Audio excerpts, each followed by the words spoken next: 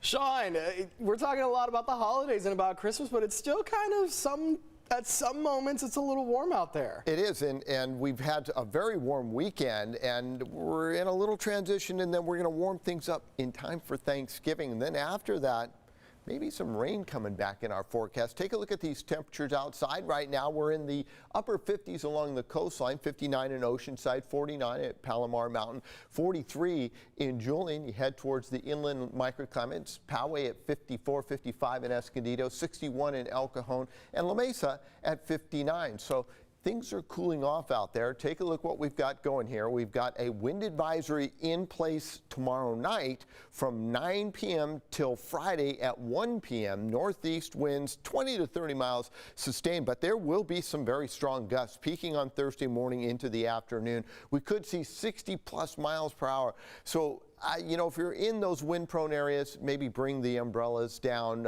get the furniture, the garden furniture out of the way. And if you're driving, man, it could get wild out there over the I-15 corridor and up over the Grapevine. Downtown San Diego right now, 60 degrees, winds extremely light, north-northwest at 3 miles per hour. And the humidity has come up along the coastline because the onshore flow has returned.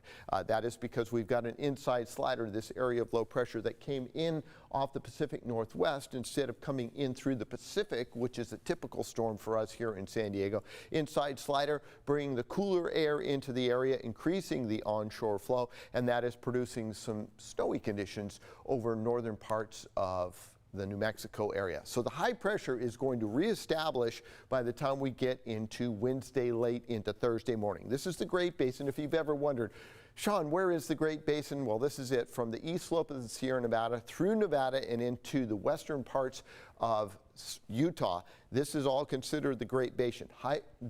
Around the high pressure is a clockwise circulation, and those winds get compressed to the surface right up over the mountaintops, and as they make their way towards the coastline, we see some very windy conditions developing Wednesday night through Friday morning. That could produce some very gusty conditions, especially as those winds accelerate out of the mountains. Take a look at what we're talking about. So Wednesday night, you're like, really? You sure about that? Yeah, I am. Look at this.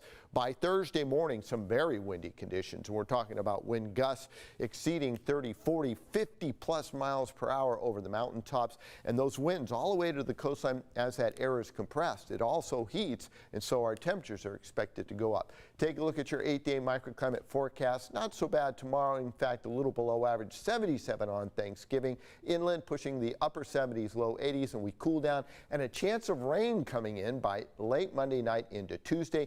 Very windy over the mountains, and then we cool down into the weekend.